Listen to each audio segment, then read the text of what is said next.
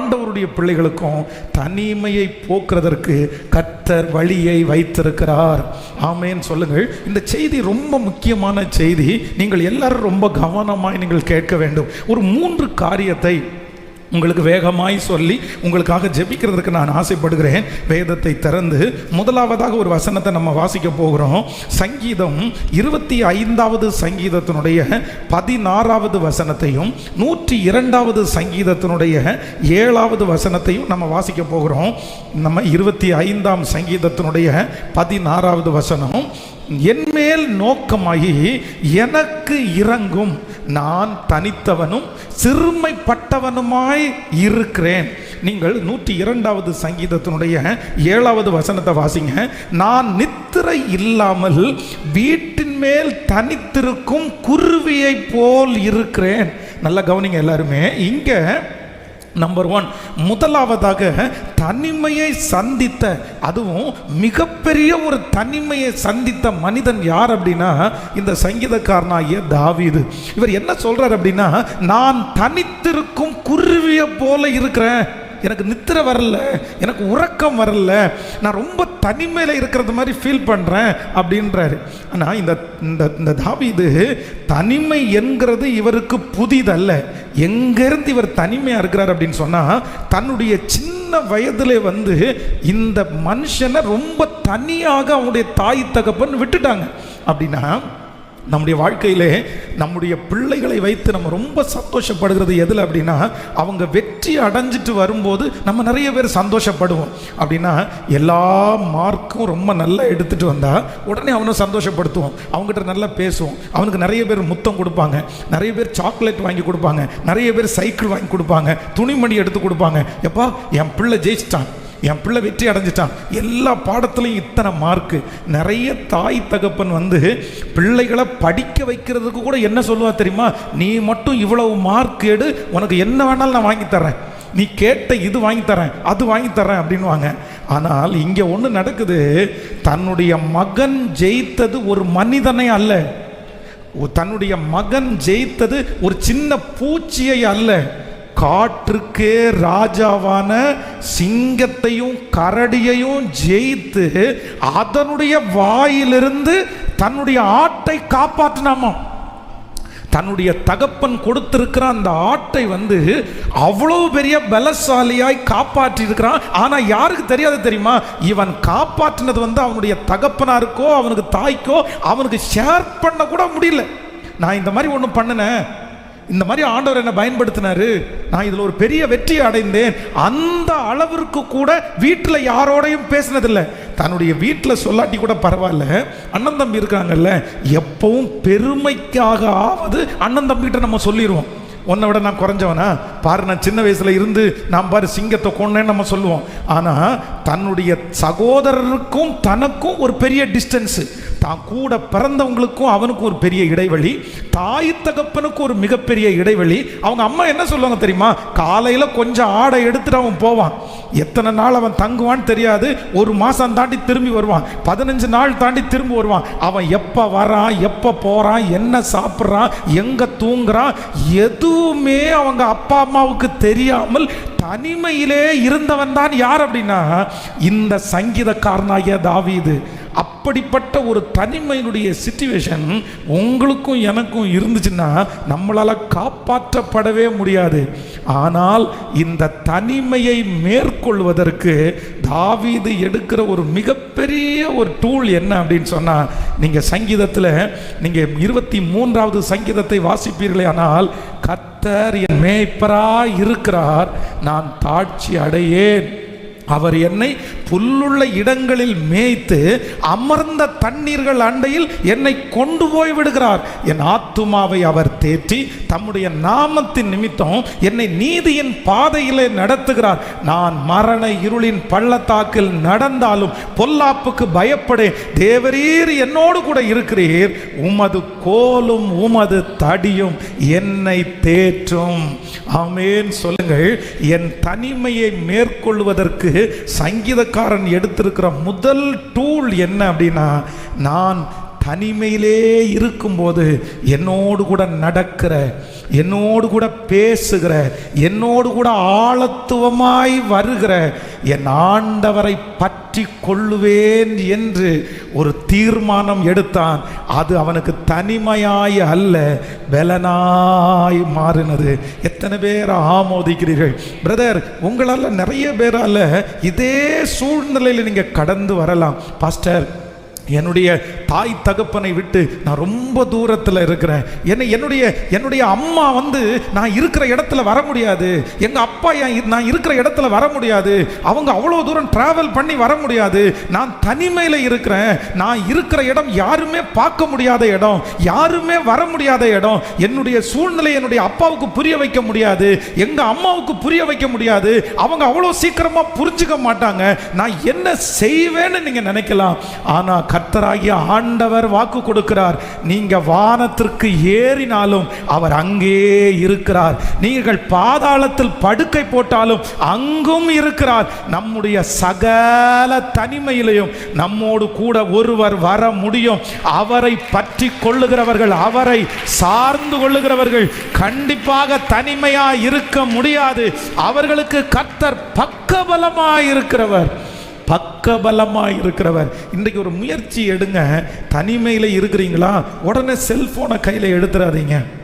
தனிமையில் இருக்கிறீங்களா, உடனே யாருக்காவது ஒருத்தருக்கு ஃபோன் போட்டு பேசலாமா அப்படின்னு நினைக்காதீங்க. தனிமையில் இருந்த உடனே நிறைய பேர் அப்படிதான் தங்களுடைய தனிமையை போக்குறதற்கு பல பல முயற்சிகளை எடுக்கிறார்கள். வேதத்தில் தன்னுடைய தனிமையை மறக்கிறதற்கு முயற்சி எடுத்தவர் யார் தெரியுமா? சாலோமன். தன்னுடைய தனிமையை ஜெயிக்கிறதற்கு வேதம் சொல்கிறது நிறைய கட்டிடங்களை அவர் கட்டினாராமா.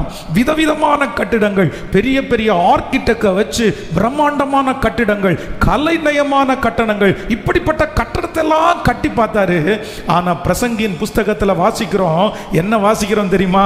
மாயை மாயை மாயை என்று பிரசங்கி சொல்லுகிறான். 1ஆம் அதிகாரம் 14வது வசனத்தில் வாசிப்பீர்களே, ஆனால் சூரியனுக்கு கீழே செய்யப்படுகிற காரியங்கள் எல்லாம் கவனித்து பார்த்தேன், இதோ எல்லாம் மாயையும் மனதிற்கு சஞ்சலமுமாயிருக்கிறது. சரி, நான் கட்டடத்தை கட்டி பார்த்தேன், என் தனிமை போகல. அதுக்கப்புறம் பணம் சம்பாதிக்க ஆரம்பிச்சான். சரி, பணத்தை சம்பாதிச்சா என்னுடைய தனிமை போகும் அப்படின்னு சொல்லி ஏராளமான பொன், ஏராளமான வெள்ளி, நிறைய பணங்களை சம்பாதித்தான். ஆனா முடிவு என்ன சொல்றாரு தெரியுமா? இல்ல, அதுலயும் நான் ஒரு நிம்மதியை பார்க்கல, அதுவும் மாயையும் மனசுக்கு சஞ்சலமுமா இருக்குது. சரி, இது பரவாயில்ல, நம்ம ஆட்களை கல்யாணம் பண்ணலான்னு சொல்லி முறைப்படி கிட்டத்தட்ட ஒரு 60 கல்யாணம் பண்ணிட்டான். 60 பேரை அவன் திருமணம் பண்ணி முடிவில் என்ன சொல்றான் தெரியுமா? ஒரு சண்டைக்காரியோட வீட்டில் குடியிருக்கிறதை பார்க்கலாம், ஒரு வீட்டினுடைய மூலையில் குடியிருக்கிறது நல்லது. இதுவும் மாயையும் மனசுக்கு சஞ்சலமுமா இருக்கிறது. அப்போ உங்களுடைய தனிமையை போக்குறதற்கு இந்த உலகம் எத்தனையோ டூல்ஸ் உங்களுக்கு கொடுக்கலாம். உன் தனிமைக்கு இதுதான் உனக்கு டூல்ஸ். நீ தண்ணி அடி, உன் தனிமை போயிடும். நீ சிகரெட் அடி, உன் தனிமை போயிடும். நீ ஒரு ஃப்ரெண்ட்ஷிப்பை வளர்த்துக்கோ, உனக்கு தனிமை போயிடும். ஆனால் பரிசுத்த வேதாகமம் சொல்லுகிறது, உங்களுடைய தனிமையை போக்கடித்து உங்களை தனிமையிலே தலைவானாக்குற ஒரே ஒரு இடம், யாரெல்லாம் தனிமையிலே கர்த்தரை பிடிச்சுக்கிறாங்களோ, கண்டிப்பா சொல்லுகிறேன், சிங்கங்களை ஜெயிக்கக்கூடிய பலன் உங்களுக்கு வரும். கரடியை ஜெயிக்கக்கூடிய பலன், நல்ல கரங்களை தட்டி நம்புகிறவர்கள் எவ்வளவு பெரிய சூழ்நிலைகளையும் ஜெயிக்கக்கூடிய பவர் எங்க உங்களுக்கு ஜெனரேட் ஆகுது தெரியுமா? உங்க வல்லமை உற்பத்தி ஆகிற இடம் எங்க தெரியுமா? உங்களை கர்த்தர் பயன்படுத்துவதற்கு கிருபைகளையும் வரங்களையும் கர்த்தர் கொடுக்கிற இடம் எங்க அப்படின்னா, எப்ப நீங்க தனிமையா இருக்கிறீங்களோ அப்ப கர்த்தரோட இருந்துட்டீங்கன்னா இந்த உலகத்தையே ஜெயிக்கிற ஜெயம், ஆளுகை செய்கிற ஜெயம், பவர் உங்களுக்கு அங்கே கிடைக்கும்ன்றதுல எந்த விதமான சந்தேகமே இல்லை. ஆமேன்னு சொல்லுங்க. நம்முடைய திருச்சபையில் இருக்கிற ஒரு வாலிப தம்பி ரொம்ப அதிகமாய் ஊழியம் செய்கிறவன். அவன் நிறைய இடங்களில் ட்ராக்ஸ் கொண்டு போய் கொடுத்து அந்த ட்ராக்ஸ் மூலமாய் அவன் நிறைய ஊழியம் செய்வான். அப்போ எங்கிட்ட ஒரு நாள் ஜெபம் பண்ணும்போது, அங்கிள் நான் இந்த மாதிரி ட்ராக்ஸ் ஊழியம் கொடுக்குறேன், ஆனால் எனக்கு அதில் பெரிய திருப்தி இல்லை, நிறைய பேர் அதில் என்னால் சந்திக்க முடியல, அதனால் வேறு ஏதாவது நான் ஊழியம் செய்கிற மாதிரி ஏதாவது 2-3 ட்ரிக்ஸ் ஏதாவது சொல்ல முடியுமா அப்படின்னு கேட்டான். அப்போ நான் என்ன சொன்னேன் அப்படின்னு சொன்னால், நீ ஐடி ஃபீல்டில் இருக்கிறதுனால இப்போ இருக்கிறதுலே ரொம்ப அதிகமாக போயிட்டு இருக்கிறது இந்த மீடியா தான். இந்த மீடியா மூலமாய் ஏதாவது ஒரு ஊழியத்தை நீ செய்கிறதற்கு வேணா நீ முயற்சி எடு அப்படின்னு சொன்ன உடனே அவனும் சரி அப்படின்னு போயிட்டான். சில நாட்கள் தாண்டி ஒரு ஆச்சரியமான ஒரு செய்தியை அவன் சொன்னான். அப்படின்னா அவன் ஒரு வெப்சைட் ஒன்று ஆரம்பித்து அது ஒரு வெப்சைட் இருக்கு. என்ன போட்டிருக்கான் அப்படின்னா, என்னோட நீங்கள் பேச விரும்புகிறீர்களா அப்படின்னா, உங்களோட பேசுகிறதற்கு யாரும் இல்லை, நான் தனிமையில் இருக்கிறேன், என் கூட 5 நிமிஷம் யாராவது ஒருத்தர் பேச மாட்டேங்கிறீங்களா அப்படின்னு யாராவது ஒருத்தர் நீங்கள் தவிச்சிட்டு இருந்தீங்கன்னா நான் அவைலபிளாக இருக்கிறேன், நான் உங்களுக்கு ஃப்ரெண்ட் ஆகிறதுக்கு விரும்புகிறேன், என் கூட தாராளமாக நீங்கள் 5 மினிட்ஸ் பேசலாம் அப்படின்ற ஒரு செய்தியை மட்டும் போட்டேன். பாஸ்டர், என்னால் எந்த காலையுமே அட்டன் பண்ணவே முடியல. நான் கடைசியில் ஐயோ நமக்கு இது தேவையில்லை, நம்ம செத்துருவோம் போல தெரியுதுன்னு அதை க்ளோஸ் பண்ண வேண்டிய சூழ்நிலை ஆயிடுச்சு. ஏன்னா அத்தனை பேரும், ஆயிரக்கணக்கான பேர் என்ன சொல்கிறாங்கன்னா, சார் உங்கள்ட்ட ஒரு 5 மினிட்ஸ் பேச முடியுமா, எனக்கு என்னுடைய கஷ்டத்தை ஒரு 5 நிமிஷம் நீங்கள் கேட்டுருவீங்களா, 5 நிமிஷம் என் கஷ்டத்தையே காசு கொடுக்காம கேட்குற ஒரு ஆள் இருக்கீங்களா அப்படின்னு நிறைய பேர் ஆச்சரியப்பட்டாங்க. என்னால் யாருடைய பிரச்சனையை கேட்கவே முடியல அப்படின்னு. ஆனால் ஆண்டவர் என்ன சொல்கிறார் அப்படின்னு சொன்னால், உங்களுடைய பிரச்சனை எதுவாக இருந்தாலும், எவ்வளவு பெருசாக இருந்தாலும், 24 மணி நேரமும் உங்கள் பிரச்சனையை சொன்னாலும் கர்த்தர் சொல்கிறார், வருத்தப்பட்டு பாரம் சுமக்கிறவர்களே நீங்கள் எல்லாரும் என்னிடத்தில் வாருங்கள், நான் உங்களுக்கு இளைப்பாறுதல் தருவேன் என்று கர்த்தர் சொல்லுகிறார். அப்போது இந்த உலகத்தில் தனிமையை போக்குறதற்கு எனக்கு ஒரு ஃப்ரெண்ட் இருந்தால் நல்லா இருக்கும். நிறைய பேர் அப்படி தான் நினைப்பாங்க. என்னை புரிஞ்சுக்கிறது மாதிரி ஒரு ஃப்ரெண்ட் இருந்தால் நல்லா இருக்கும், என்னை புரிஞ்சுக்கிறது மாதிரி ஒரு கணவனாக இருந்தால் நல்லா இருக்கும், எனக்கு ஒரு நல்ல அம்மா அப்பா இருந்தால் நல்லா இருக்கும். நான் சொல்கிறேன், எனக்கு ஒரு நல்ல அம்மா அப்பா இயேசு இருக்கிறார், எனக்கு ஒரு நல்ல சிநேகிதர் இயேசு இருக்கிறார், எனக்கு மூத்த ஒரு அண்ணன் இயேசு இருக்கிறார். சொல்லுங்க, கையை உயர்த்தி சொல்லுங்க, எனக்கு இயேசு இருக்கிறார். அவர் என் தனிமைக்கு மிகப்பெரிய மருந்து. அவர் வந்துவிட்டால் எனக்கு தனிமை என்கிற உணர்வே இருப்பதில்லை. ஹல்லேலூயா. எத்தனை பேர் ஆமோதிக்கிறீங்க? கைகளை உயர்த்தி, ஏசப்பா என்னுடைய தனிமையிலே நீர் எனக்கு ஆதரவா இருக்கிறவர். ஆமென். தனிமையின் பாதையில் தகப்பனே உன் தோளில் சுமந்ததை நான் மறப்பேனோ, சுமந்ததை நான் மறப்பேனோ, தனிமையின் பாதையில் தகப்பனே உன் தோளில் சுமந்ததை நான் மறப்பேனோ, சுமந்ததை நான் மறப்பேனோ. சொல்லு, எத்தனை அன்பு, எத்தனை பாசம், எத்தனை அன்பு, எத்தனை பாசம், இதற்கு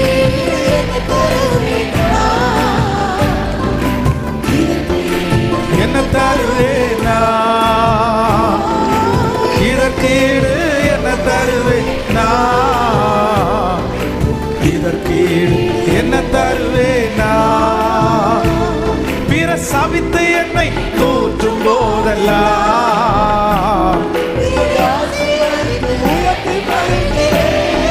ஓ ஹல்லேலூயா, சபித்து என்னை தூற்றும் போதெல்லாம் என்னை ஆசீர்வத் உயர்த்தி மகிழ்ந்தீரே, உங்க உள்ளத்துக்குள் என்னை வரைந்தீரே, இதற்கு அப்பா உங்க உள்ளத்துக்குள் என்னை வரைந்தீரே, இதற்கு என்ன தருவே. கைகளை மேல தட்டி, எத்தனை அன்பு, ஜீசஸ் கிருபை நிறைந்தவரே, இதற்கீடு என்ன தருவேன், இதற்கீடு என்ன தருவேனா, இதற்கீடு என்ன தருவேனா, என்ன தருவேனா? ஹல்லேலூயா. நம்ம வீட்டில் வளர்த்துக்கிற சாதாரணமான ஒரு கோழியை எடுத்துட்டீங்கன்னா கூட அந்த கோழி ஒரு குஞ்சை உருவாக்குறதற்கு அது எல்லாருக்கும் முன்னாடியும் டெலிபரேட்டாக எல்லாரும் பார்க்குற இடத்துல அந்த குஞ்சு அந்த அந்த முட்டை மேலே உட்காந்து அடை பொறிக்காது. அதனுடைய குஞ்சுகளை வெளியே அதை கொண்டு வர முடியாது. என்ன பண்ணும் தெரியுமா? அது முட்டை போடும்போதே அது ஒளிஞ்சு யாருக்கும் தெரியாத ஒரு தனிமையான ஒரு இடத்தை தேடும். அது அத்தனை நாள், அந்த குறிப்பிட்ட நாள் வரைக்கும் அந்த முட்டை மேலே அது தனிமையில் உட்காரணும். ஆனால் அந்த அந்த அந்த கோழி அந்த முட்டையின் மேலே தனியாக உட்காரும்போது இது வரைக்கும் வெளியே போனது, இது வரைக்கும் நிறைய பூச்சிகளை சாப்பிட்டு வளர்ந்தது, நல்லா சாப்பிடுமா, நல்லா தண்ணி குடிக்குமா, என்ன அதுக்கு கிடைக்கும்னு தெரியாது. ஆனால் அதுக்கு ஒரு பெரிய நம்பிக்கை இருக்குது. இந்த தனிமையின் காலம் முடிஞ்சிட்டு நான் வெளியே வரும்போது நான் தனியாக வரமாட்டேன், என் கூட நிறைய குஞ்சுகளோடு நான் வெளியே வருவேன். பிரதர், சிஸ்டர், கர்த்தர் உங்களை தனிமைப்படுத்தி இருக்கலாம், வேறு பிரிச்சிருக்கலாம், டிஸ்டன்ஸில் வைக்கலாம். உன் கூட இருக்கிற எல்லாருமே இன்னைக்கு உங்களை விட்டு போயிருக்கலாம். எத்தனை பேர் இருந்தாலும் அந்த ஃபுல்ஃபில் உங்களுக்கு வராமல் ஒரு தனிமைன்ற ஒரு உணர்வு உங்களுக்குள்ளே வரலாம். ஆனால் ஆண்டவர் என்ன சொல்கிறார் அப்படின்னா, நீ இந்த மாதிரி சூழ்நிலையில் போய் தனியாக என் கூட நீ உட்காருவே. ஆனால் இந்த தனிமை காலங்கள் முடித்து வெளியே வரும்போது நிறைய பேர் அபிஷேகத்தோடு வருவீங்க, நிறைய பேர் வரத்தோடு கூட வருவீங்க, நிறைய பேர் கிருபைகளோடு வருவீங்க. ஆண்டவர் உங்களை வெளியே கொண்டு வரும்போது சாதாரணமானவர்களாய் அல்ல, எவ்வளவு பெரிய கோலியாத்தை பார்த்தாலும் பயம் இல்லாத அளவிற்கு தைரியசாலியாய் கர்த்தர் உங்களை கொண்டு வர வல்லவராய் இருக்கிறார். ஆமேன் சொல்லுங்கள். தாவீதுனுடைய சகோதரர்கள் தனிமையை பார்க்கவே இல்லை, அவங்களுக்கு ரொம்ப ஜாலி. அவங்க தம்சம் பண்ணும்போது 10 பேர் கை தட்டுவாங்க, ஒருத்தருக்கு ஒருத்தர். அவங்க ஒரு கூட்டத்தில் இருக்கிறாங்க, 500 பேரோட 1000 பேரோட இருக்கிறாங்க. ஆனால் தாவீது தனிமையாக இருக்கிறான். இப்போ வரும்போது அவனுடைய சகோதரன் சொல்லுகிறார்கள், அந்த கொஞ்ச ஆடை யார் வசத்தில் விட்டாய்? அப்பவும் அவனை என்னதான் செய்ய பார்க்குறாங்க அப்படின்னா, ஒதுக்க தான் பார்க்குறாங்க. நீ போப்பா, நீ போப்பா, உனக்கு எனக்கு சம்பந்தமே இல்லை, உன் வேலை என்னமோ நீ பாரு, உனக்கு பேச தெரியாது, உனக்கு பழக தெரியாது, நீ எங்களுக்கு நெருக்கமானவனாக இருக்க முடியாது. ஆனால் வேதம் சொல்கிறது, தாவீதோட யார் இருந்தா அப்படின்னா, கோலியாத்தை பார்த்து தாவீது சொல்லுகிறான், நீயோ பட்டயத்தோடும் ஈட்டியோடும் வருகிறாய், நீயோ பட்டயத்தோடும் ஈட்டியோடும் வருகிறாய். ஆனால் நான் என் அப்பாவுடைய பலத்தில் வரல, சவுல் போட்டிருக்கிற ட்ரெஸ்ஸில் வரல, அவங்க கொடுத்த ஆயுதத்தில் வரல, நீங்கள் கொடுத்த எக்ஸசைஸில் வரல, நீங்கள் கொடுத்த ஊட்டச்சத்தில் வரல. நான் எப்படி வந்திருக்கேன் தெரியுமா? அந்த வனாந்திரத்தில் கர்த்தர் என் மேய்ப்பராய் இருக்கிறார் என்ற பாடின அந்த தேவனுடைய பிரசன்னத்தோட அவரோட உனக்கு முன்னாடி வந்து நிற்கிறேன். நான் இன்று உன்னை வீழ்த்துவேன். ஹல்லேலூயா. கர்த்தர் இந்த சத்தத்தை கேட்கிற நிறைய பேரை பயன்படுத்த விரும்புகிறார். கர்த்தர் உங்களை நிறைய பேரை அங்கீகரிக்க விரும்புகிறார். கர்த்தருக்கு சித்தமானால் இந்த ஆண்டு முடிகிறதுக்குள்ளேயே கர்த்தர் சிலரை இங்கே தலைமைத்துவத்தில் ஆண்டவர் உங்களை உட்கார வைக்க போறாரு. நிறைய பேர் ஆண்டவர் உங்க கையில கொடுத்து உருவாக்க போறாரு. இங்க நிறைய தலைவர்கள் இருக்கிறத நான் உணர்றேன், இங்க நிறைய தலைவிகள் இருக்கிறத உணர்கிறேன். இந்த சத்தத்தை கேட்கிற நிறைய பேரை கர்த்தர் பெரிய யுத்த வீரர்களுக்கு முன்பாய் சாட்சியாய் நிறுத்த போகிறார். ஆமென். அதற்காக தான் இந்த தனிமை.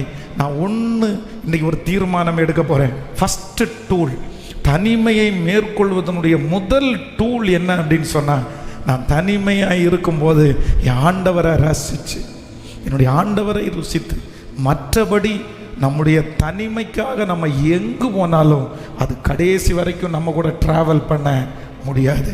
பக்கத்தில் இருக்கிற கையை பிடிச்சி சொல்லுங்க, உங்களுடைய தனிமையை போக்குவதற்கு நீங்கள் என்ன முயற்சி எடுத்தாலும், நீங்கள் என்ன செஞ்சாலும் அந்த நேரத்துக்கு அது சப்போர்ட் பண்ணலாம், அந்த நேரத்துக்கு அது உதவி செய்யலாம். ஆனால் கடைசி வரைக்கும் உங்களோட வர முடியாது, நீங்கள் மரணம் வரைக்கும் உங்களோட வர முடியாது. ஆனால் இயேசுன்ற ஒரு தெய்வம், நான் ஆராதிக்கிற தெய்வம், ஒரு விசை உங்களுடைய தனிமையை போக்குறதற்காய் கரத்தை பிடிப்பீர்களே ஆனால் மரணம் வரைகிற வரைக்கும் கர்த்தர் சொல்லுகிறார், நான் உன்னோடு கூட இருக்கிறதை நிரூபிப்பேன். ஹல்லேலூயா. கைகளை தட்டி எல்லாரும் நீங்க வேணும் ஆண்டவரேன்னு சொல்லுங்க, முழு பலத்தோட சொல்லுங்க, நீங்க எனக்கு வேண்டும், நீங்க எனக்கு வேண்டும், நீங்க எனக்கு வேண்டும். இந்த அறிவு நம்முடைய பிள்ளைகள் எல்லாருக்கும் வரட்டும், இந்த ஞானம் வாலிப பிள்ளைகளுக்கு வரட்டும். வாலிப தங்கச்சிகளுக்கு வரட்டும், தம்பிகளுக்கு வரட்டும். அவன் உருவாக்கப்படணும். இந்த சத்தத்தை கேட்டுக்கொண்டிருக்கும் போதே அந்த தாட்டை அவங்க மனசுக்குள்ள வரட்டும் ஆண்டவரே. இந்த கிருபை வரட்டும் ஆண்டவரே. ஹல்லேலூயா. நம்பர் 2, ரெண்டாவது, தனிமையிலிருந்து வெற்றி அடைவதற்கு வேதம் காட்டுகிற இரண்டாவது வழியை குறித்து நம்ம வாசிக்க போகிறோம். ரூத்தின் சரித்திரம் 1ஆம் அதிகாரம் 5வது வசனத்தையும், ரூத்தின் புஸ்தகம் 3ஆம் அதிகாரம் 1வது வசனத்தையும், ரூத்தின் புஸ்தகம் 4ஆம் அதிகாரம் 16வது வசனம். இந்த 3 வசனங்களை வேகமாய் வாசிக்கலாம். முதல்ல 1:5 வாசிக்கலாம். நகோமியின் புருஷனாகிய எலிமெலேக்கு இறந்து போனான். அவளும் அவளுடைய 2 குமாரரும் மாத்திரம் இருந்தார்கள். 3ஆம் அதிகாரம் 1வது வசனம். பின்பு அவள் மாமியாகிய நகோமி அவளை நோக்கி, என் மகளே, நீ சுகமாய் வாழ்ந்திருக்கும்படி நான் உனக்கு சௌக்கியத்தை தேடாதிருப்பேனோ. 4ஆம் அதிகாரம் 16வது வசனம். 4ஆம் அதிகாரம் 16வது வசனம்.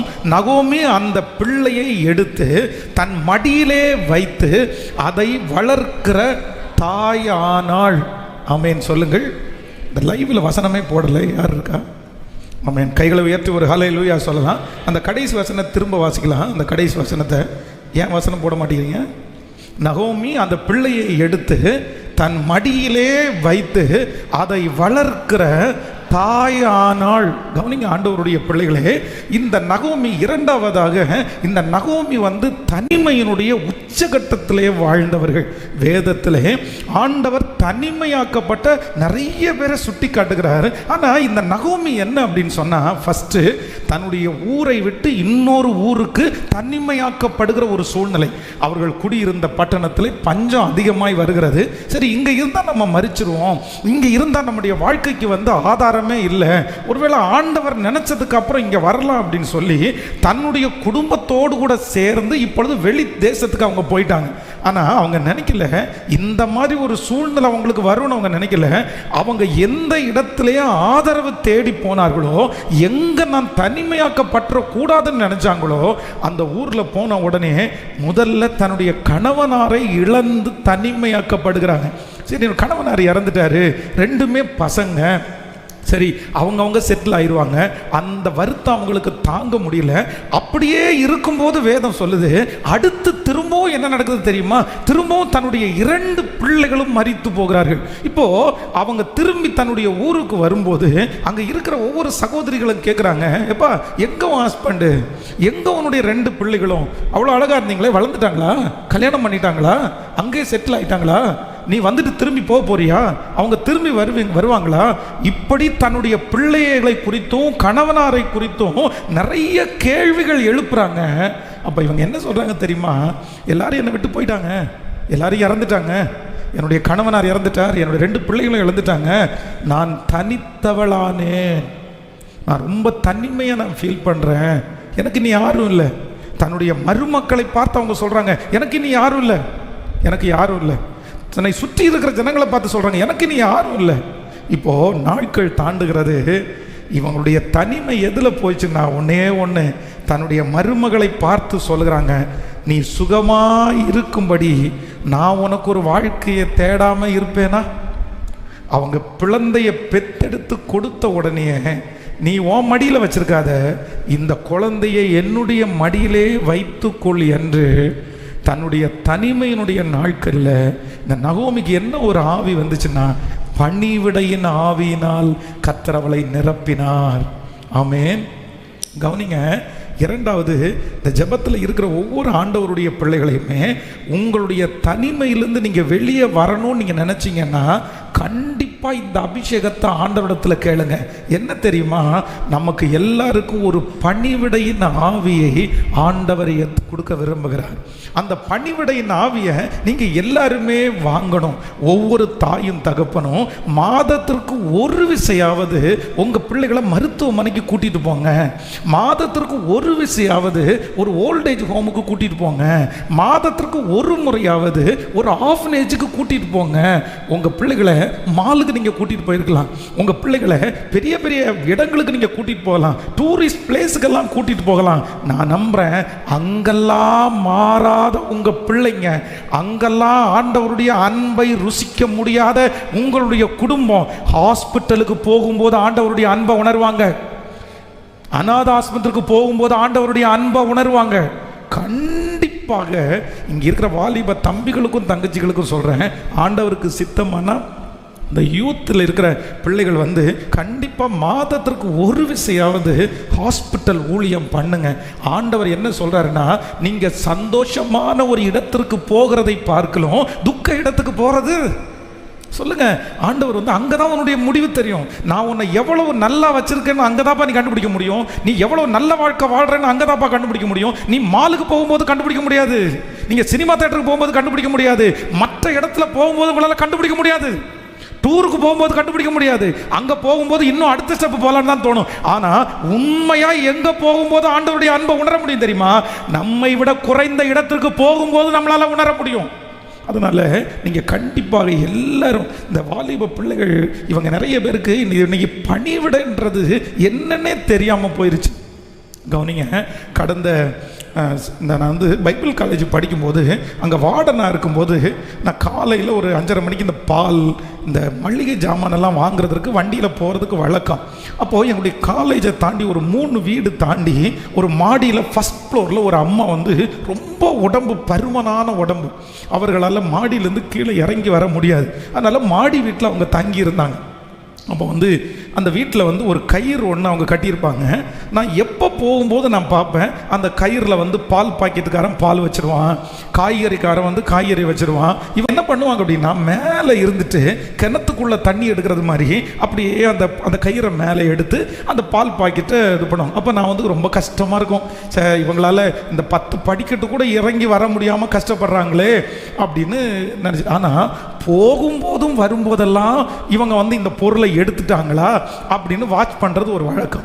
அப்போ ஒரு நாள் போகும்போது அந்த அம்மா நின்றுட்டு இருக்காங்க, சரி நம்ம எடுத்துருவாங்க அப்படின்னு நினச்சா, நான் ஒரு 1/2 மணி நேரம் தாண்டி திரும்பி வந்தால் அவங்க எடுக்கவே இல்லை. அவங்க என்னமோ திரும்ப திரும்ப இழுத்துட்டு இருக்கிறது மாதிரியே தோணுது. நான் இவ்வளோ நேரமாக இழுக்கிறாங்க, இவ்வளோ நேரமாக அதை எடுக்க முடியல அப்படின்னு பார்த்தா, கரெக்டாக பார்த்தீங்கன்னா அந்த கூடை ஒரு சின்ன இரும்பு கம்பியில் அப்படியே மாட்டி இருந்துச்சு. உடனே நான் வண்டியை நிறுத்தி, அப்போ ஒரு டிவிஎஸ் 50 ஓட்டிகிட்டு இருந்தேன், வண்டியை நிறுத்தி இறங்கி போய், நான் வேணால் ஹெல்ப் பண்ணட்டுமா அப்படின்னு கேட்டேன். அதுக்குள்ளே பார்த்தீங்கன்னா அந்த நூலும் அறுறது மாதிரி இருக்குது. உடனே அதை எடுத்து அவங்கள்ட்ட கொண்டு போய் கொடுத்து, நீங்கள் உங்களுக்கு என்ன தேவைன்னாலும் கூப்பிடுங்க, நீங்கள் ஒன்றும் சங்கடப்பட்டுக்க வேண்டாம், நான் கண்டிப்பாக உங்களுக்கு ஹெல்ப் பண்ணுவேன் அப்படின்னு. உடனே அவங்க மனசார என்னை பார்த்து சொன்னாங்க, எப்பா நீ ரொம்ப நல்லா இருப்பாப்பா, எத்தனையோ பேர் இந்த ரோட்டில் போகிறாங்க, இந்த 1/2 மணி நேரத்தில் நான் நின்னதை நிறைய பேர் பார்த்தாங்க, நான் விசில் அடித்தேன், நான் கை தட்டினேன், நான் ஹலோன்னு கூப்பிட்டேன், ஆனால் யாருடைய காதுமே கேட்கல. ஆனால் உன் காது கேட்டிருக்குன்னா நீ என்ன கவனிச்சிருக்கிற, அதனால கேட்டிருக்குது, நீ நல்லா இருப்ப அப்படின்னாங்க. அப்போது இந்த உலகத்தில் நம்முடைய உதவி தேவைப்படுகிற நிறைய பேர் இருக்கிறாங்க. நிறைய பேருக்கு நம்முடைய உதவி தேவையா இருக்குது. பணம் காசு நம்ம கொடுக்க வேண்டாம், அவங்களுடைய ஜாமீன் கையெழுத்து போட வேண்டாம். நான் சொல்றேன், ஜஸ்ட் நம்மளால முடிஞ்ச இந்த ஒரு பணிவிடையை செய்கிறது, இந்த பணிவிடை உங்களுடைய வாழ்க்கையிலே மிகப்பெரிய ஆசீர்வாதத்தை கொண்டு வரும்ன்றதை நீங்க மறந்துடாதீங்க. என் வாழ்க்கையில் நான் அடைந்த இந்த உயர்வுக்கு, கர்த்தர் என்னை வைத்திருக்கிற இந்த ஆசீர்வாதத்திற்கு நான் ஒரு மிகப்பெரிய வெற்றியாக நினைக்கிறது, நான் பரிசுத்தவான்களுக்கு செய்த பணிவிடைகள், வயதானவர்களுக்கு செய்த பணிவிடைகள், அவங்க எல்லாரும் மனதார என்னை ஆசீர்வதித்த ஆசீர்வாதம் இன்றைக்கு என் தலை மேலே இருக்கிறத நான் உணர்றேன். கடந்த நேற்றைய தினத்திலே ஒரு 75 வயது மதிக்கத்தக்க ஒரு வயதான போதகரவர் எனக்கு ஃபோன் பண்ணாங்க. எனக்கு ரொம்ப ஆச்சரியமாக இருந்துச்சு. ரொம்ப பெரிய பாஸ்டர், உங்களுக்கு ஒரு நல்ல உயர்ந்த தெரிந்த ஊழியக்காரர் தான். அவருக்கு ஒரு 75 வயது இருக்கும். அப்போது என்னை கூப்பிட்டு, பென்ஸ் நல்லா இருக்கியா அப்படின்னு கேட்டார். ஆமாம் பாஸ்டர், நான் நல்லா இருக்கேன், நீங்கள் நல்லா இருக்கிறீங்களா அப்படின்னு விசாரிக்கும் போது சொன்னார், நான் உன்னை மறந்துட்டேன்னு நினைக்காத, உன்னை கண்டிப்பாக மறக்கவே முடியாது, உன்னை அடிக்கடி பாஸ்டாமா கூட நான் பேசிக்குவேன், அடிக்கடி பேசிக்குவோம். சரி நீ இப்போ ரொம்ப பிஸி ஆகிட்ட, அதனால உன்னை கூப்பிட்டு தொந்தரவு பண்ண வேணான்னு தான் நான் பேசுறது இல்லை, மற்றபடி உன்னை ரொம்ப நான் நினைக்கிறேன் அப்படின்னாரு. ஏன் அப்படின்னா, சில ஆண்டுகளுக்கு முன்பாக அவங்க இந்த ஊழியத்தில் ஒரு 2 வருடமாக வெளியில் அவங்க தெரியல. அவங்க என்னடா இவங்க வந்து வெளியில் எந்த ஊழியத்துக்கும் போகலை, மீடியாவிலையும் அவரை பார்க்க முடியலை அப்படின்றதுக்காக அவருடைய மகனுக்கு வந்து நான் ஃபோன் பண்ணி பேசினேன். பாஸ்டருடைய மகனுக்கு ஃபோன் பண்ணி, பாஸ்டர் அப்பா வந்து ரொம்ப அதிகமாக ஊழியத்தில் எல்லாம் பார்க்க முடியல, எங்கே இருக்காங்க, ஒருவேளை அப்ராட் தான் போயிட்டாங்களா, என்ன விஷயம்னு கேட்கும்போது அவங்க சொன்னாங்க, அப்போ பாஸ்டர் அப்பா ரொம்ப சிக்காயிட்டாங்க, பிரசங்கமே பண்ண முடியாத அளவுக்கு சிக்காயிட்டாங்க, சில வருஷங்களாகவே அவங்க மேடையில் கூட ஏற முடியல. அப்போ ஒன்றா கேட்டேன், என்ன ஆச்சு, எப்படி இது வந்துருச்சு? இல்லை நாங்கள் வெளியிலெல்லாம் கூட ட்ரீட் பண்ணி பார்த்தோம், ஆனால் வந்து அவங்களுக்கு சரியாகலை அப்படின்னு சொன்னாங்க. உடனே நான் சொன்னேன், நீங்கள் அப்பாட்ட பேசுங்க, நான் அப்பா வந்து பார்க்குறதுக்காக நான் வர்றேன், பல மைல் தூரம் ட்ராவல் பண்ணி தான் போகணும், நான் அவங்கள வந்து பார்த்துட்டு அவங்களுக்காக அவங்க கூட கொஞ்சம் ஜாம் பண்ணிட்டு போகலான்னு விரும்புகிறேன் அப்படின்னு சொல்லி நானாக இங்கேருந்து எல்லாம் ரெடி பண்ணிவிட்டு ஒரு ரூம் புக் பண்ணாங்க. நான் அங்கே போனேன். போயிட்டு காலையில் ஒரு 8:30 மணிக்கெலாம் போயிட்டேன். 8:30 மணிக்கு போயிட்டு நான் வந்து அவருடைய ரூமுக்குள்ளே போய் ஒரு 2 மணி வரைக்கும் அவருடைய காலில் அப்படியே கொஞ்சம் எண்ணெயை போட்டு அப்படியே ஜாம் பண்ணிவிட்டு, எழுந்தருளும் என் ஆண்டவரே எதிரி கை ஓங்க விடாதேயும், இந்த பாட்டை அப்படியே பாடி கண்டினியூவாக பாடி அப்படியே அழுது ஜோம் பண்ணி அதுக்கப்புறம் மத்தியானம் அவங்க ஆகாரம் ரெடி பண்ணியிருந்தாங்க. சாப்பிட்டு முடிச்சுட்டு திரும்பவும் அவங்களோட உட்காந்து பேசி இந்த சூழ்நிலை எப்படி வந்துருச்சு, இதை எப்படி மேற்கொள்ள முடியும் அப்படின்னு நிறைய டிஸ்கஸ் பண்ணிவிட்டு ஒரு 6 மணிக்கு அங்கேருந்து அந்த ஃபுல் டே அவங்களோட ஸ்பெண்ட் பண்ணிவிட்டு வந்துட்டேன். ஒரு மிகப்பெரிய ஆச்சரியம் என்னன்னா, கிட்டத்தட்ட 2 வருடமாய் மேடையில் நிற்காத அந்த தேவ மனுஷன் அடுத்த வாரம் மேடையில் சண்டை பிரசங்கம் பண்ணுறாரு. எனக்கு ரொம்ப ஆச்சரியமாயிருச்சு. என்னால் அது அவ்வளோ சந்தோஷமாயிருச்சு. ஆண்டவரே எங்களுடைய ஜெபத்தெல்லாம் கேட்கிறீர்களா, இந்த சின்ன ஆலோசனையை கேட்டு இவ்வளோ பெரிய தேவ மனுஷனை எழுப்பி நிற்க பண்ணினீரே. அன்றைக்கு மேடையில் பிரசங்கம் பண்ண ஆரம்பித்த அந்த ஊழியர் இன்று வரையிலும் அவங்க ஊழியம் செஞ்சுட்டு இருக்கிறாங்க. இன்னைக்கு அவங்க ஃபோன் பண்ணி பேசும்போது அவங்க அந்த வார்த்தையை சொல்லும்போது செஞ்ச ஒரே ஒரு சின்ன பணிவிடையை கனம் பண்ணி அந்த தேவ மனுஷனை இன்னைக்கு நிற்க பண்ணுமானால், உங்களை பணிவிடைக்கு பின்பாக மிகப்பெரிய ஊழியம் இருக்குது, உங்களுடைய பணிவிடைக்கு பின்பாக வெற்றி இருக்கிறது. ஒருவேளை நீங்கள் வெளியே தெரியாதவங்களா இருக்கலாம், கைத்தட்டு உங்களுக்கு கிடைக்காம இருக்கலாம், அங்கீகாரம் உங்களுக்கு கிடைக்காம இருக்கலாம், உங்களை யாருமே தூக்கி விடாம இருக்கலாம், உங்களை மறந்து இருக்கலாம். ஆனால் நான் நம்புகிறேன், நீங்கள் காண்பித்த அன்புள்ள பிரயாசத்தை மறந்து விடுவதற்கு தேவன் அநீதி உள்ளவர் அல்ல. நீங்க ஒரு கலசம் தண்ணீர் கொடுத்தால் கூட அதனுடைய பலன் இல்லாம போகாது. இன்னைக்கு அத்தனை வாலிப தம்பிகளும் தங்கச்சிகளும் ஒரு ஜெபம் பண்ணுங்க, ஆண்டவரே எனக்கு என்ன பண்ணுங்க அப்படின்னா, பணிவிடையின் ஆவி எனக்கு தாங்க. ஸோ உங்களை பார்த்து கேட்குறேன், இங்கே இருக்கிற திருமணமாகாத வாலிபர்கள் மட்டும் நான் சொல்கிற கேள்விக்கு நீங்கள் பதில் கை தூக்குங்க. நான் வந்து எங்கள் அப்பாவுடைய கால், எங்கள் அம்மாவுடைய காலை நான் வந்து நல்லா அமுத்தி விட்டுருக்குறேன் அப்படின்றவங்க கை தூங்க பார்க்கலாமே. சொன்னேன், பரவாயில்ல, நிறைய பேர் இருக்கிறீங்க, ரொம்ப சந்தோஷம். திருமணமானவங்களும் நிறைய பேர் இருக்கிறீங்க, தேங்க்யூ. ஆனால் ரொம்ப சந்தோஷமாக இருக்குது உங்கள் அத்தனை பேரையும் பார்க்குறதுக்கு. நிறைய பேர் வந்து தண்ணி எடுத்துட்டு வான்னு சொன்னால் கூட கேட்காதவங்க இருக்காங்க தெரியுமா. நான் உனக்கு எதுக்கு செய்யணும், நீ போய் எடுக்க மாட்டியா, நீ போய் பண்ண மாட்டியா, நான்லாம் எடுக்க மாட்டேன், நீ எடுத்துக்கோ, எனக்கு படிக்க வேண்டாமா, நீ சும்மா தானே இருக்கிற, நான் கூட்ட மாட்டேன், இந்த பாத்திரம் கொஞ்சம் விளக்கி வைமா, என் கையெல்லாம் வந்து ரொம்ப கஷ்டமாக இருக்குது அப்படின்னா, நீ வேணா விளக்கு, இல்லைன்னா வேண்டாம். இந்த பணிவிடை என்கிறது வந்து ரொம்ப குறைஞ்சிருச்சு. எல்லாரும் வந்து சேரில் உட்காரணும்னு தான் நினைக்கிறாங்க. அதுவும் தொடச்சி வச்ச சேரில் உட்காரணும்னு தான் நினைக்கிறாங்க. சேரை தொடச்சி உட்காரணும் கூட நிறைய பேருக்கு நினைக்கிறது இல்லை. இன்னைக்கு சபையினுடைய ஜனங்கள் பாருங்க, பெரிய பெரிய சர்ச்செல்லாம் இப்போ வந்து வேலைக்கு ஆள் வச்சுட்டாங்க, கூட்டுறதுக்கு ஆள், துடைக்க உலகத்தில் உள்ளவங்கள தான், மற்றவங்கள கூட வைக்கிறது இல்லை, அப்படி போயிடுச்சு. ஞாயிற்றுக்கிழமையான சனிக்கிழமையா வந்து சர்ச்சு க்ளீன் பண்ணுறதுக்கு ஒரு 15 பேரை வச்சு வேலை செஞ்சு அதுக்கு ஒன்று ஒரு சம்பளம் நியமித்து கிளீனிங் சார்ஜ் அப்படின்னு போயிடுது. ஆனால் ஒரு காலம் சில திருச்சபைகள் கட்டும்போது அந்த சர்ச்சினுடைய காங்கிரீட் முதற்கொண்டு யார் போட்டது தெரியுமா? ஜனங்கள் தான் போடுவாங்க. அன்னைக்கெல்லாம் பணிவிடை இப்படி இருந்துச்சு. என் கூட ஒரு ஊழியக்காரர் சில நேரத்தில் வெளியூர் வரும்போது என் கூட வருவார். என்னை விட ஒரு 4 வயசு 5 வயசு அதிகமான மனுஷன். அவர் வந்துட்டாருன்னா எனக்கு கவலையே இல்லை. அவரும் பெரிய ஊழியக்காரர் தான். உண்மையிலே அந்த மாதிரி ஒரு மனுஷனை பார்க்கவே முடியாதுங்க. ஒரு பாஸ்டர், இன்னைக்கு திருச்சியில் ஒரு பாஸ்டராக இருக்கார்.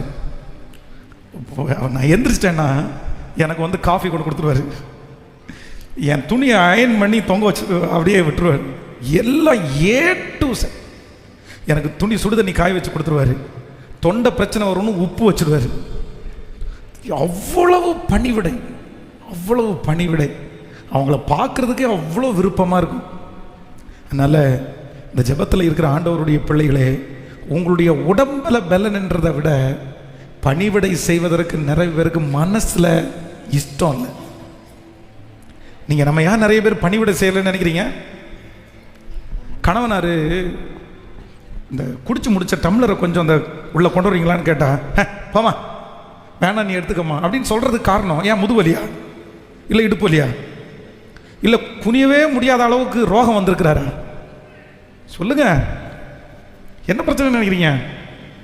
அவருக்கு உடம்பு பிரச்சனை இல்லை, அவருக்கு என்ன பிரச்சனை? வரமாட்டேங்குது சத்தம். அவருக்கு மனசில் தான் பிரச்சனை. மாமியாரை நிறைய பேர் மாமியாரை பார்க்காதது வந்து எனக்கு வேலை பார்த்து பார்த்து ஓஞ்சிட்டேன், மனசில் இஷ்டம் இல்லை. ஆனால்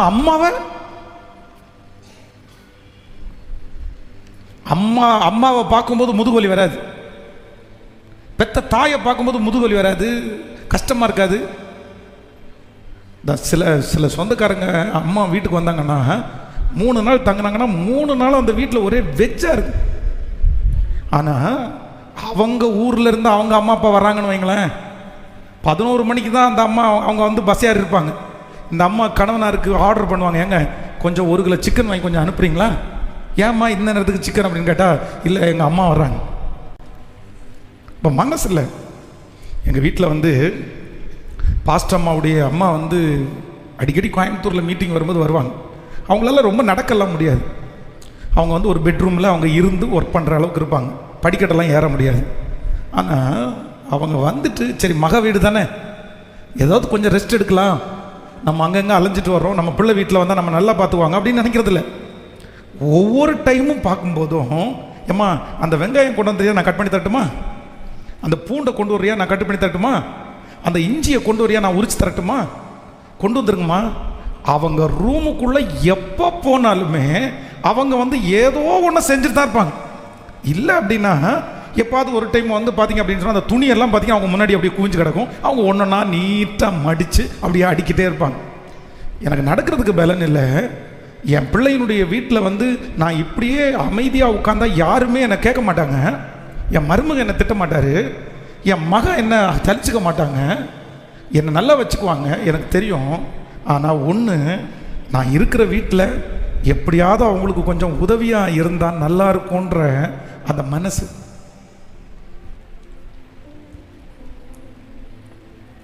என் பிள்ளைக்கு ஏதாவது கொஞ்சம் உதவியாக இருக்கும்ல, என் மருமகளுக்கு ஏதாவது ஒரு சின்ன உதவி செய்யலாம்ல. ஒன்றுமே பண்ண முடியாட்டா கூட அவளுக்காக ஜெபம் பண்ணல சத்தமா, அவங்களுக்காக ஜெபம் பண்ணல சத்தமா. இல்லை பெரியவர்கள் எல்லாரையும் நான் வருத்தப்படுத்தலை, உங்களை எல்லாரையும் ரொம்ப பிடிக்கும், உங்களை எல்லாரையும் ரொம்ப நேசிக்கிறேன். ஆனால் என்ன அப்படின்னா, நீங்கள் ஒரு வீட்டில் இருக்கும்போது நீங்கள் முடிஞ்ச வரைக்கும் கர்த்தர் உங்களுக்கு பலன் தருகிற வரைக்கும் அவங்களுக்கு உதவி செய்யணுன்ற ஒரு மனப்பக்குவத்தை ஆண்டவர் உங்களுக்கு தரட்டும். ஆமென் சொல்லுங்கள்.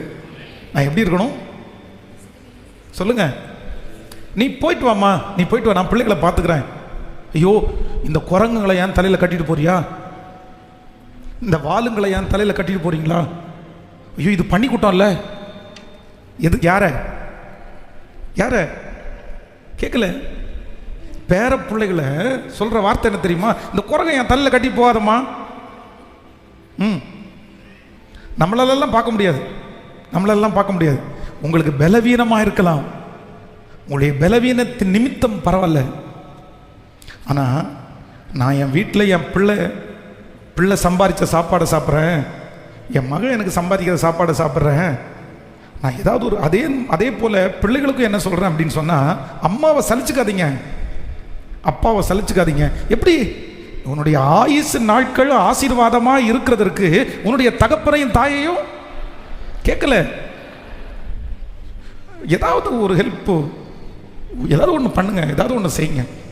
அதனால் இன்று இரண்டாவதாக தனிமையிலிருந்து நீங்கள் வெளியே வருவதற்கு இரண்டாவது ஒரு பெரிய ஆயுதம் என்ன அப்படின்னு சொன்னால், ஆண்டவரே எனக்குள்ள ஒரு மற்றவங்களை விசாரித்து மற்றவங்களை நேசிக்கிற ஒரு பணிவிடை ஆவி எனக்கு தாரும். கைகளை எல்லாரும் உயர்த்தி ஆண்டவரிடத்துல கேளுங்க. ஆண்டவரே அந்த பணிவிடை ஆவி முழு பலத்தோடு சொல்லுங்க. ஆண்டவரே ஒரு பணிவிடை ஆவி எனக்குள்ள தாங்கப்பா. கேளுங்க, அந்த பணிவிடை ஆவி எனக்கு தாங்க ஆண்டவரே. பணிவிடை ஆவி எனக்கு தாங்க ஆண்டவரே. நான் இந்த உலகத்தில் இருக்கிற நாளில் நிறைய பேருக்கு சாட்சியாக வாழணும். அவங்களால குமிய முடியாது, நான் குமிஞ்சு எடுத்து கொடுக்கணும். அந்த மாதிரி ஒரு கிருபை எனக்கு வேண்டும். ஓ ஹல்லேலூயா, ஹல்லேலூயா. நன்றியப்பா. உடைக்கப்பட்ட நேரத்தில் எல்லாம் எனக்கு நீங்க அடைக்கலம் தந்ததற்காக நன்றி ஆண்டவரே.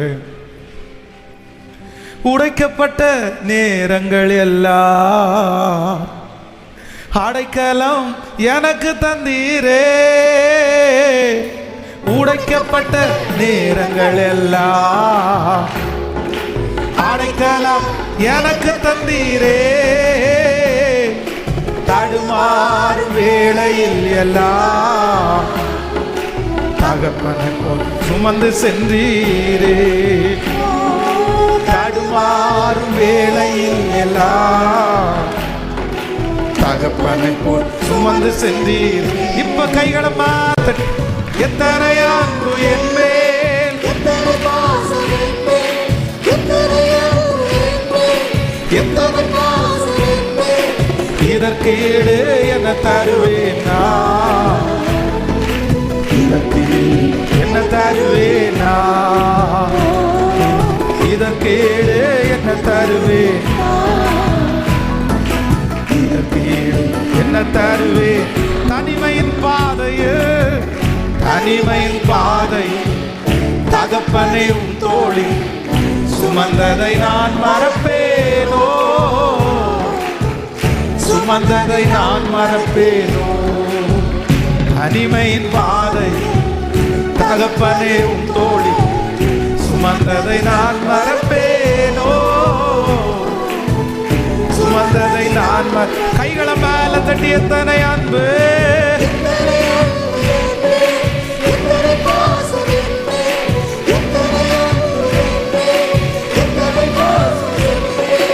இதற்கீடு என்ன தருவேன் நான், என்ன தருவேன் நான், இதற்கீடு என்ன தருவேன் நான், என்ன தருவேன் நான். ஹல்லேலூயா.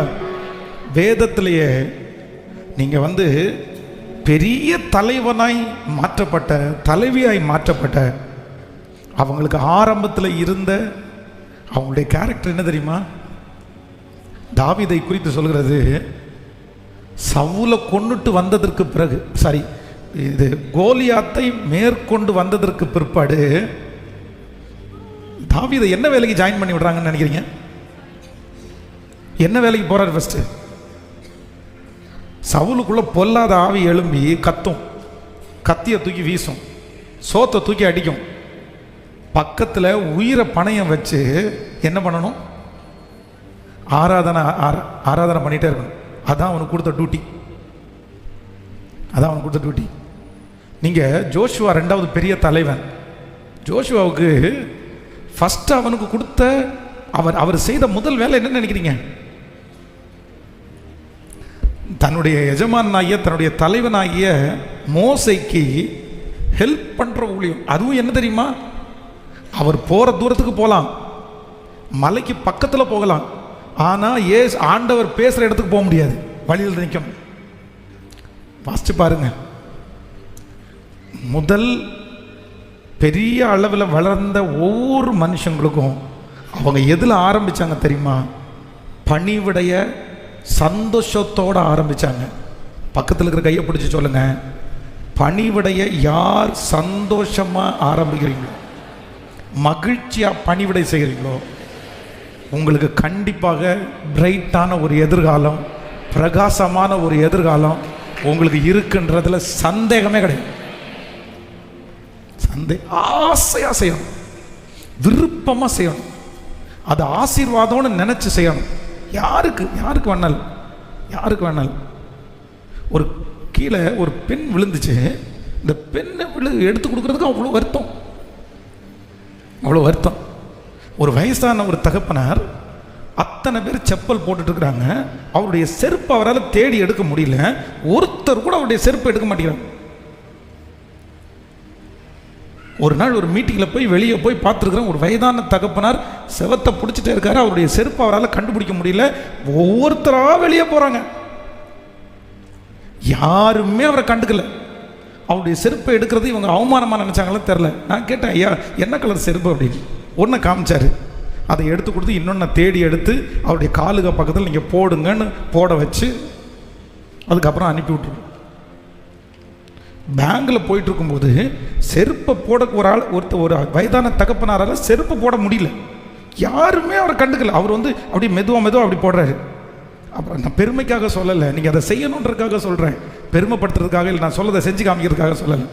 அந்த பேங்கில் கீழே உட்காந்து அவருடைய காலை என் கையினால் பிடிச்சி அந்த செருப்பை ஒன்றொன்னா அவருடைய இடத்துல மாட்டி, இப்போ உங்களுக்கு கம்ஃபர்டபுளாக இருக்கா, போக முடியுமா, உங்களுக்கு நிற்கிதா, போயிடுறீங்களா? அப்போ நம்ம பணிவிடை நமக்கு தேவை. முதல்ல வீட்டில் ஆரம்பிச்சிருவோம். ஆண்டவர் உடைய தனிமையில் உங்களுக்கு ஒரு பெரிய இனிமையை கற்று உங்களுக்கு தருவார். ஹல்லேலூயா. நம்பர் 3, மூன்றாவதாக ஒரு காரியத்தை உங்களுக்கு சொல்லி வேகமாய் முடிக்கிறேன். ஆதியாகமம் 39ஆம் அதிகாரம் 1வது வசனத்தையும் 41ஆம் அதிகாரம் 52வது வசனத்தை நம்ம வாசிக்க போகிறோம். ஸ்தோத்திரம். ஆதியாகமம் 39ஆம் அதிகாரம் 1வது வசனம். யோசேப்பு எகிப்திற்கு கொண்டு போகப்பட்டான். பார்வோனுடைய பிரதானியும் தலையாயிர்களுக்கு அதிபதியுமாகிய போத்திபார் என்னும் எகிப்து தேசத்தான் அவனை அவ்விடத்திற்கு கொண்டு வந்த இஸ்மவேலிடத்தில் விலைக்கு வாங்கினான். 41ஆம் அதிகாரத்தினுடைய 52வது வசனம். நான் சிறுமைப்பட்டிருந்த தேசத்தில் தேவன் என்னை பலுக பண்ணினார் என்று சொல்லி இளையவனுக்கு எப்ராயிம் என்று பெயரிட்டான்.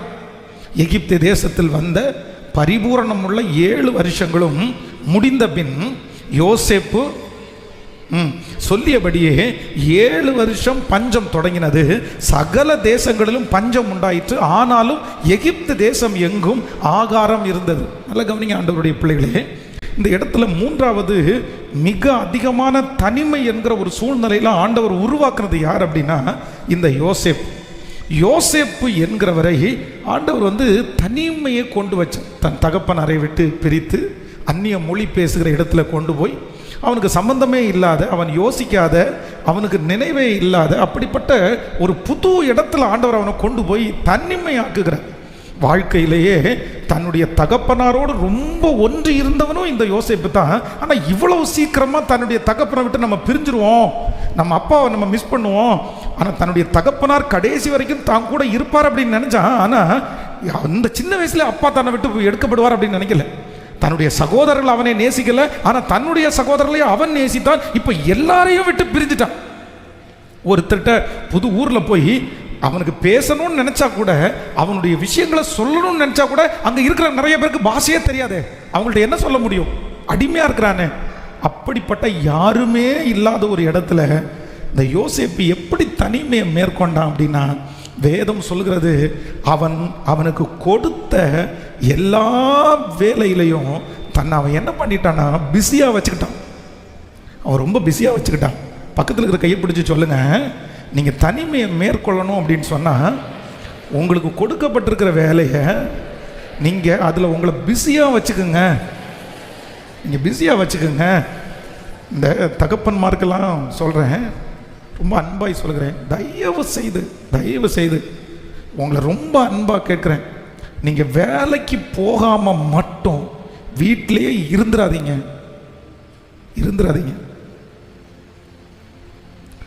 சும்மா இருந்துடாதீங்க. தயவு செய்து சும்மா இருந்துடாதீங்க. பிசாசு உங்களிடத்திலிருந்து திருடுகிற எல்லாமே உங்களுக்கு திரும்ப பிரதர். பிசாசு திருடுகிற வீட்டை திரும்பி வாங்கிடலாம் பிரதர். பிசாசு திருடுகிற காரை திரும்பி வாங்கிடலாம் பிரதர். பிசாசு உங்களிடத்திலிருந்து திருடுன எல்லாத்தையுமே நீங்க திரும்பி வாங்கிடலாம். ஆனா பிசாசு திருடுகிற டைமை மட்டும் நீங்க திரும்பி வாங்க முடியாது. அவன் நீங்க காலத்துல கவனமா இருக்கிறீர்களோ இல்லையோ, பிசாசு காலத்துல கவனமா இருக்கிறான். ஏன் அப்படின்னா தனக்கு கொஞ்ச காலம் உண்டு என்று சொல்லி கூடுமான வரையிலும் தெரிஞ்சு கொள்ளப்பட்டவர்களை வஞ்சிக்கிறான். அதனாலதான் கர்த்தர் சொல்றாரு, நாட்கள் பொல்லாதவைகளா இருக்கிறதுனால் காலத்தை பிரயோஜனப்படுத்திக் கொள்ளுங்க. கர்த்தர் போய் முன்னாடி நிற்கிறாரு, அவனுக்குள்ள இருக்கிற பிசாசை வெளியே துரத்தணுன்றாரு. அந்த பிசாசு உள்ள இருந்துட்டு என்ன பேசுது? என்ன பேசுது? என்ன துரத்தாதீங்கன்னு பேசுதா? என்ன பேசுது? ஆண்டவரிடத்துல அந்த பிசாசு என்ன கேட்குது தெரியுமா? எனக்கு டைம் கொடுங்கன்னு கேட்குது. காலத்துக்கு முன்னாடி என்ன ஊத்திரப்படுத்துறதுக்கு எதுக்கு வந்தீங்கன்னு கேட்குது. அப்போ பிசாசு, வாலிப தம்பி தங்கச்சி, நீ ரொம்ப கவனமாய் கவனித்துக்கோ.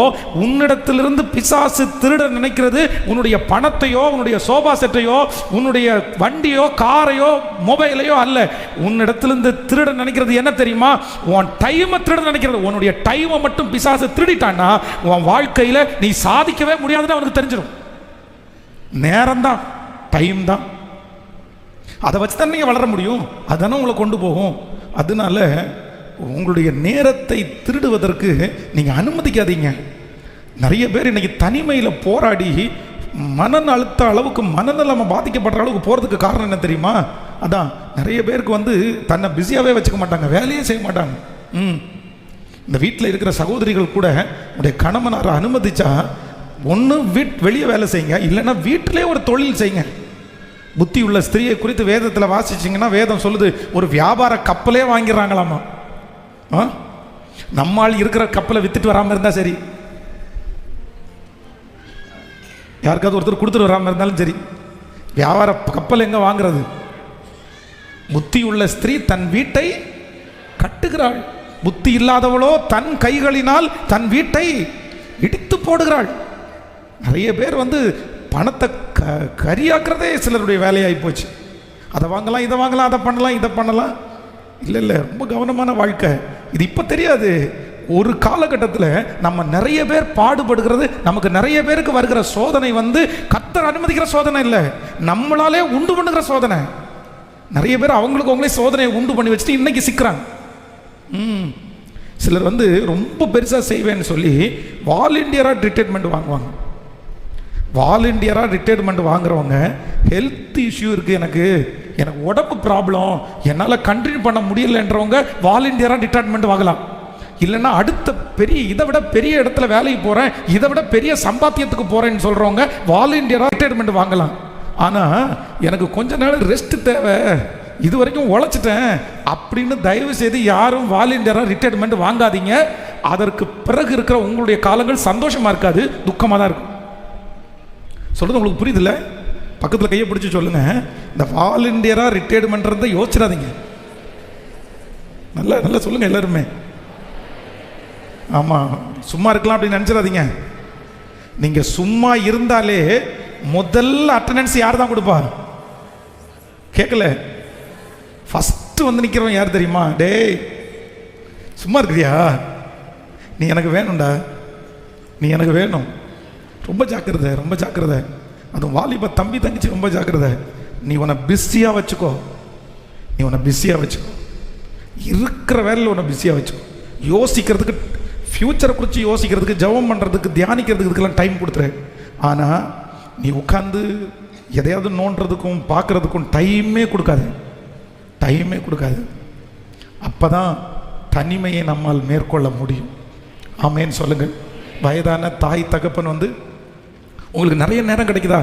முடிஞ்சால் பைபிளை படிக்க முடியுமா? கண்ணு தெரிஞ்சால் படிச்சிருங்க, இல்லைன்னா ஆடியோ போட்டு கேளுங்க. ஏதாவது ஒன்று யூஸ்ஃபுல்லாக. ஆனால் தயவு செய்து சும்மா மட்டும் இருந்துடாதீங்க. இது என்னுடைய அன்பின் கட்டளையாக நினையுங்கள். நீங்கள் கஷ்டப்படுறதை என்னால் பார்க்க முடியாது. ஹல்லேலூயா. கைகளை அசைத்து ஒரு ஹல்லேலூயா சொல்லலாம். இப்போ 3 காரியம் சொல்லுங்கள் பார்க்கலாம். தனிமையை ஜெயிப்பதற்கு ஒரு 3 டூல் இருக்குது. நம்பர் 1, முதலாவதாக என் தனிமை எங்கே சரியாகும் அப்படின்னா, நான் ஆண்டவரோடு இருந்தால் எனக்கு தனிமை உணர்வு என்கிறது வராது. நம்பர் 2, ரெண்டாவது, என்னுடைய தனிமையை மேற்கொள்கிறதுக்கு எனக்கு என்ன வேணும் அப்படின்னா, நான் நிறைய பணிவிடை செய்துகிட்டே இருக்கணும். அது என்னுடைய தனிமை என்னை விட்டு எடுத்துரும்.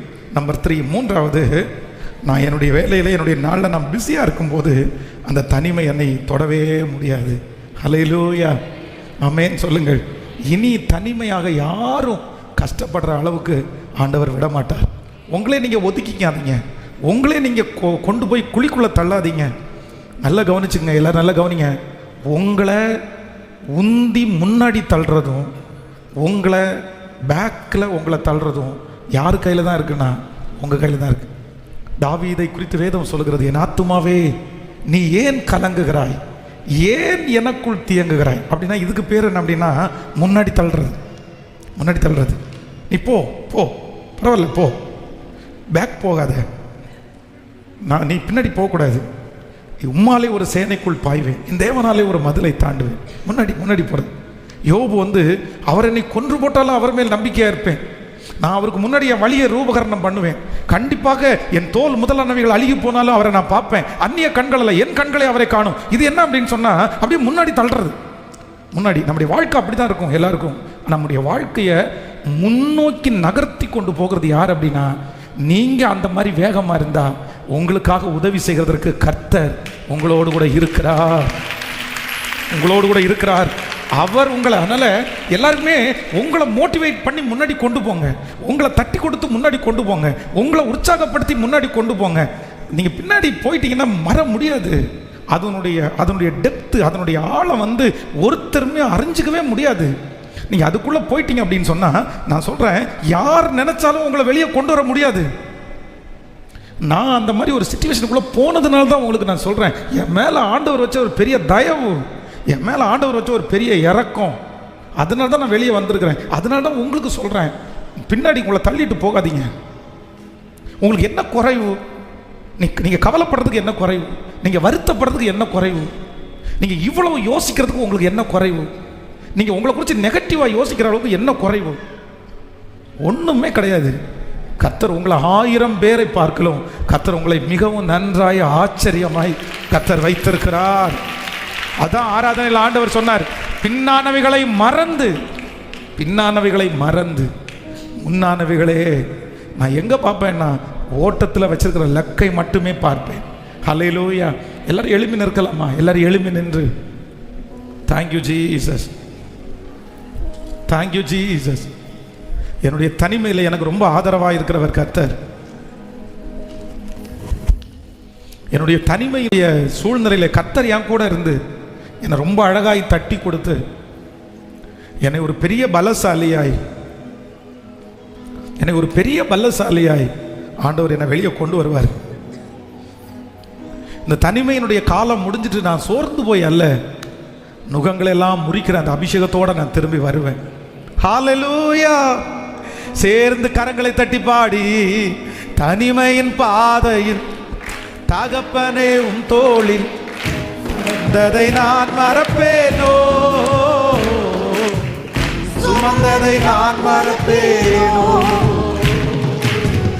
தனிமையின் பாதையில் தகப்பனே உம் தோளில் சுமந்ததை நான் மறப்பேனோ, சுமந்ததை நான் மறப்பேனோ. எத்தனை அன்பு என் மேல், எத்தனை அன்பு என் மேல், இதற்கு ஈடு என்ன தருவேன்? எல்லாரும் பாடுவோம். இயேசுவே